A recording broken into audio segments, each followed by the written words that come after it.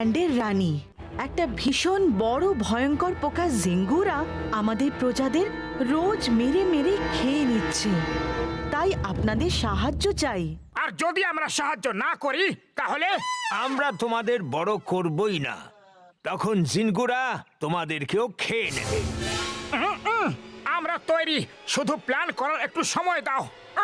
পাতলু, তুমি তো জানো যে খালি পেটে আমার মাথায় কিছুই বুদ্ধি আসে না। তাড়াতাড়ি একটা আইডিয়া বের করো। আইডিয়া, চলো আমরা পালিয়ে যাই।